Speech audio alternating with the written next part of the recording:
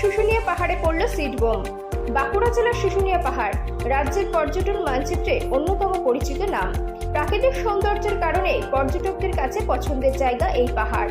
বছরব্যাপী দূর দূরান্তের পর্যটকরা ছুটে আসেন এই পাহাড়ে। তবে পাহাড়ের এক অংশ ন্যাড়া হওয়ার কারণে বড্ড বেমানান লাগে। ন্যাড়া অংশে বুধবার 7 সকালে সিড বোম অর্থাৎ বীজ বোমা ফেলল বন দপ্তর। গত বছর ঠিক এরকম সময়ে পাহাড়ের রুক্ষ ও ন্যাড়া অংশে সিড বোম ফেলেছিল বন দপ্তর, আর তাতেই অভাবনীয় সাফল্য আসে। এবছর 1000 পিস বোমা পাহাড়ের বিস্তীর্ণ অংশে ছড়িয়ে দেওয়া হলো বলে জানালো ছাতনা ফরেস্ট রেঞ্জ আধিকারিক এশা বোস। শিশু, বামলা, বট, চটরা, শ্রাবুল, শিরিষ সহ বেশ কিছু গাছের বীজ মাটির মন্ডের আকারে বিশেষ পদ্ধতিতে তৈরি করা হয়, যা পাহাড়ের রুক্ষ অংশে সহজেই চারা তৈরি করতে পারবে। পাশাপাশি শতাধিক বৃক্ষ জাতীয় চারা লাগানো হয় পাহাড় জুড়ে। আজ এই বৃক্ষরোপণ কর্মসূচিতে অংশগ্রহণ করে শুশুনিয়া মাঙ্গলিক সংঘের যুবকেরা। বন মহোৎসব উপলক্ষে ছাতনা বন বিভাগের আয়োজিত এই ধরনের কর্মসূচিতে যোগদান করতে পেরে খুশি তারা। গত বছরের মতো এবছরও এই সিড বোমাতে সাফল্য আসবে বলে মনে করছে ছাতনা বন দপ্তর। আজকে বন মহোৎসব উপলক্ষে আমাদের রেঞ্জার ম্যাডাম একটা কর্মসূচি গ্রহণ করেছেন।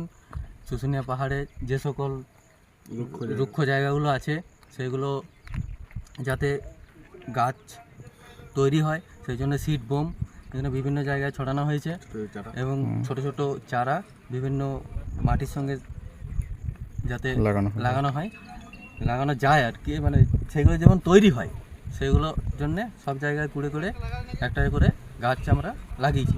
কতটা ভালো লাগছে এই ধরনের একটা কর্মসূচিতে যোগদান করতে পেরে? আগের বছর ম্যাডাম এটা করেছিলেন, শুনেছিলাম, আমরা যোগদান করতে পারিনি। এবছর ম্যাডাম আমাদেরকে ডেকেছেন, আমরা খুব গর্বিত।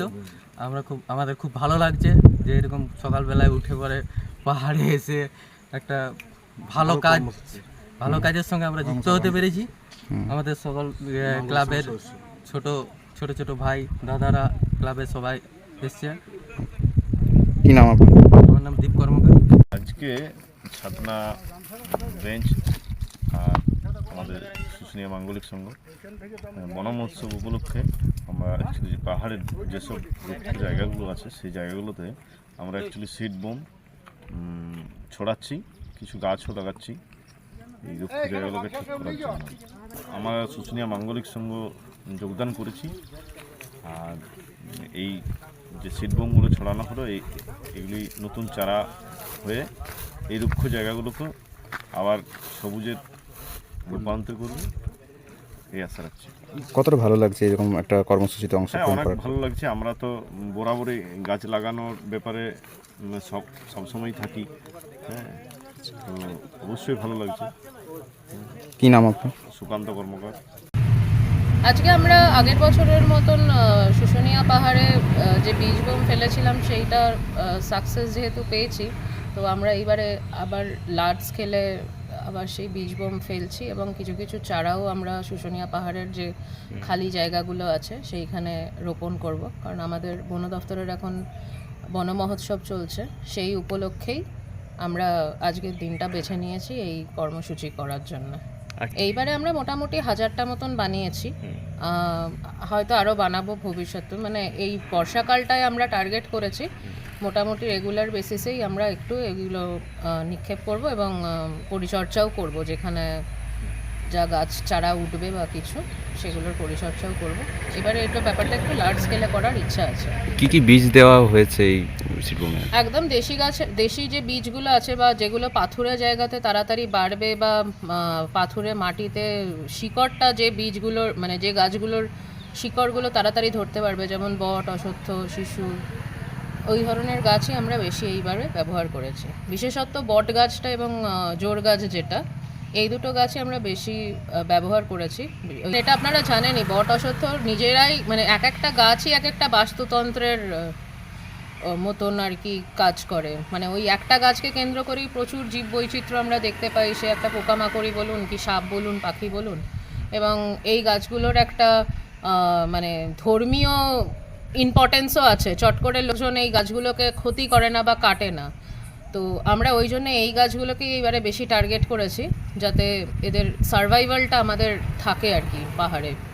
বীজ বোমগুলো আমরা তৈরি করি মাটি, গোবর সার, জৈব সার দিয়ে তার মধ্যে বীজগুলোকে ছড়িয়ে সেইগুলোর মণ্ড বানিয়ে একটু রোদে হালকা শুকানো হয়, তারপরে সেটাকে সঙ্গে সঙ্গে আর কি নিক্ষেপ করা হয়। আচ্ছা, কোন জায়গায় এই সিডবমগুলি ছড়ানো হবে পাহাড়ে? পাহাড়ে যে জায়গাগুলোতে গাছের মানে কি বলবো, মানে সিড গ্রিন কাভারটা যেখানে কমে গেছে আর কি, বা ফাঁকা জায়গা যেগুলো আছে সেই জায়গা সবকটা জায়গাতেই মোটামুটি আমরা এইবারে কভার করব। যেহেতু আমরা এত লোকের সাপোর্ট পাচ্ছি, তো তাদের সহযোগিতায় আমরা সেই সব জায়গাগুলোকে কভার করব, এটাই আমাদের এবারে প্ল্যান আছে। মানুষের কাছ থেকে তো মানে খুবই ভালো রেসপন্স আমরা পেয়েছি, তো সেটা তো প্রমাণ আমরা এবারে পাচ্ছি যে লোকজনেরা নিজেরাই আর কি মানে সহযোগিতার হাত আমাদের সাথে বাড়িয়ে দিয়েছেন এবং নিজেরাই আসছেন আমাদেরকে সাহায্য করার জন্য, বা নিজেরা করতেও চাইছেন, নিজেরা হাতে নিয়ে বীজ বোমটা ছড়াতেও চাইছেন। আর এছাড়া আমি অনেক অ্যাপ্রিসিয়েশনও পেয়েছি সব জায়গা থেকে। এবং সবথেকে বড় কথা যেটা এক্সপেরিমেন্টাল আগের বছর করা হয়েছিল, সাকসেসফুল হবে কি হবে না, তো দেখা যাচ্ছে যে আমরা তো মোটামুটি সাকসেস পেয়েছি। যে গাছগুলো বেরিয়েছে সেগুলো মোটামুটি একটা ভালো হাইটও নিয়েছে, ভালো গ্রোথ ওদের হচ্ছে আস্তে আস্তে। তো সেইটার জন্যই আমরা আরও আর কি এনকারেজড হয়েছি যে আমরা আর একটু এটাকে লার্জ স্কেলে করতে পারি।